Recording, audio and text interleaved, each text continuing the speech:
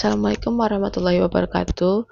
Saya Amirah Diniati dengan NIM 231505007 ingin memaparkan materi dari kelompok 2 yang berjudul Konsep Pendidikan Menurut Quran Surah An-Nisa ayat 97 sampai 100. Secara umum, ayat ini membahas tentang hijrah, yaitu perpindahan dari keadaan yang menghambat keimanan menuju keadaan yang lebih baik. Dalam perspektif pendidikan, hijrah tidak hanya bermakna perpindahan tempat, tetapi juga perpindahan dari kebodohan menuju ilmu, dari kelemahan menuju kemandirian, dan dari keterbelakangan menuju kemajuan. Pada poin pertama, yaitu pendidikan kemandirian dan kebebasan intelektual.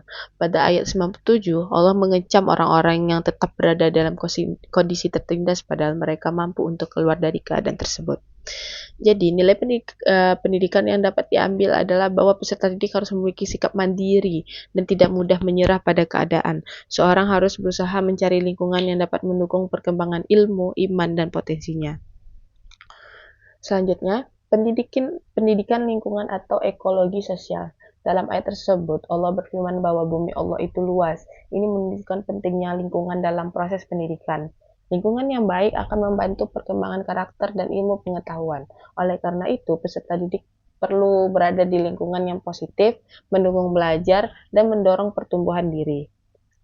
Selanjutnya, ketiga, pendidikan inklusif dan empati. Pada ayat 98-99 dijelaskan bahwa Allah memberikan pengecualian kepada orang-orang yang benar-benar lemah, seperti perempuan, anak-anak, dan mereka yang tidak memiliki kemampuan untuk berhijrah. Hal ini mengajarkan bahwa dalam pendidikan terdapat perbedaan kemampuan pada setiap individu.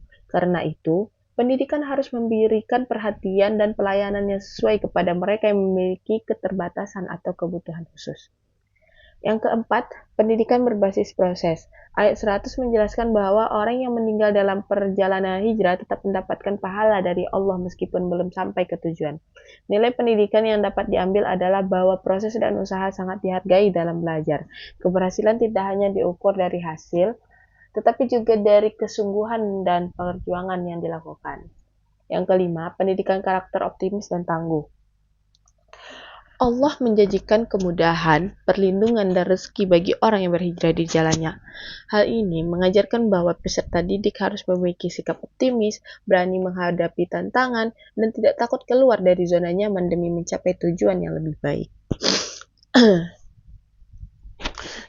Selanjutnya, pendidikan sepanjang hayat. Hijrah juga dapat dimaknai sebagai proses perubahan yang terus-menerus menuju kebaikan. Dalam pendidikan, seorang harus belajar sepanjang hidupnya. Proses mencari ilmu tidak berhenti di sekolah atau perguruan tinggi saja, tetapi berlangsung selama manusia hidup. Jadi, kesimpulannya, berdasarkan Quran Surah An-Nisa ayat 97-100, terdapat 6 konsep pendidikan yang utama, yaitu pendidikan kemandirian, pendidikan lingkungan yang baik, pendidikan inklusif dan empati, pendidikan berbasis proses, pendidikan karakter optimis dan tangguh, serta pendidikan sepanjang hayat.